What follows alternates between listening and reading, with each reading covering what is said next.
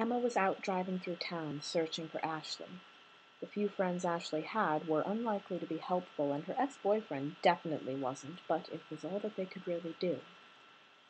Mary Margaret stayed at the house with Cameron. She wanted him to get his head checked, but he insisted he was all right and it would only lead to awkward questions if he arrived at the hospital with a head wound. He picked at a bowl of slightly overcooked and wet pasta, the remnants of what should have been a pleasant meal if he hadn't been assaulted. She could tell his eyes were still bothering him and silently fetched a fresh bowl of warm water. "Sit back," she murmured, returning to the table with the bowl and some cotton balls. You needn't. Cam, I can tell your eyes are hurting," she said sternly. "Let me rinse them again. It might ease things a little." He pushed his chair back enough to let her stand over him and tilted his head back. As gently as she could, she drew a damp cotton ball across his closed eye, letting the moisture seep beneath his eyelids, soothing where the mace had stung. Cameron barely moved, barely even seemed to breathe. His hands were clenched in fists on his lap, and she knew it must be stinging a lot, but he didn't even make a sound as she rinsed one eye, then the other, and then leaned down and kissed him gently. He lowered his head, away from her kiss, and moisture streaked from his eyes. It almost looked like tear tracks cutting down his cheeks. One of his hands blindly sought his jacket pocket and found his kerchief. He carefully wiped his face. "Thank you, dearie," he murmured, opening his eyes. They were still bloodshot, but they were clearer than they had been. He folded the kerchief carefully into a neat square. "You have questions, don't you?" Mary Margaret sat down in the chair beside him. "What gave you that idea?" she asked dryly. He looked at her, his expression unfathomable. "I don't sell babies, no matter how suspect it may have sounded," he said. "The girl was put into an unfortunate situation, and I simply offered a solution that would have benefited everyone involved." "By taking her child from her?" One side of his mouth quirked up, but he looked too tired to smile. "By giving the child the best chance in life," he corrected quietly. He was acting out of desperation, I know, but those who are so desperate will do foolish things that can hurt the child in the long run. Mary Margaret looked at him. Cameron Gold, her enigmatic husband with his unknown past. She remembered his sharp response when Emma accused him of not understanding. She remembered their past conversations of a child he couldn't bear to lose.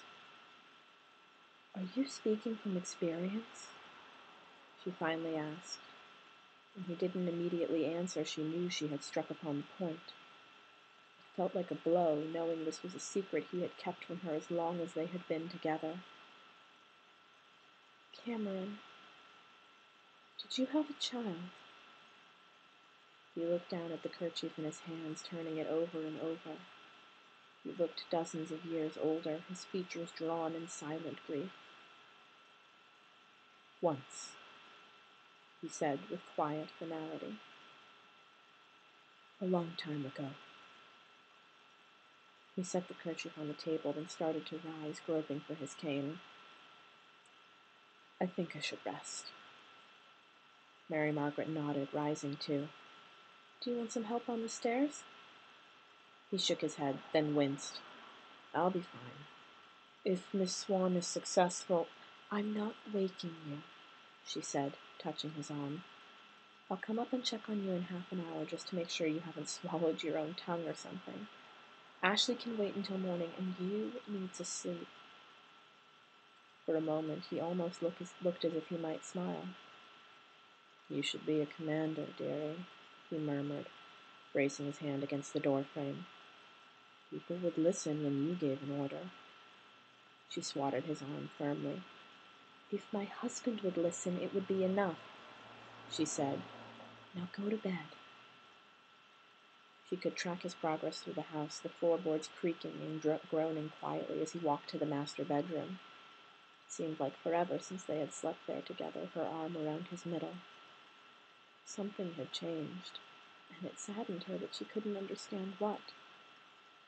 That his past was now slipping out in small, broken fragments was a direct response, but she could see no reason at all for it to be happening.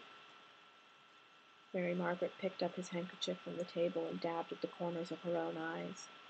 It was stupid to get so upset, but she felt drained, and it wasn't just because Cam was attacked. It was everything. David Nolan haunting her dreams, Ashley Boyd selling a child like a commodity, her husband having a past and a child she knew nothing about. She put the handkerchief down and set herself to tidying the kitchen. Anything was better than sitting and moping. She cleared away the leftover food, putting it in the refrigerator, washed the dishes, and wiped down the surfaces. Only when that was done did she venture upstairs. Cameron was lying on his back on the bed, his cane resting on the blanket by his right side, his hand resting lightly on his chest. He always kept his cane close by just in case he needed it in the night. He looked peaceful, but she knew him well enough to know that he wasn't sleeping. Mary Margaret towed her shoes off and climbed onto the bed, curling on her side and clasping his left hand with hers. "Are you okay?" she asked quietly. He breathed softly, in, then out.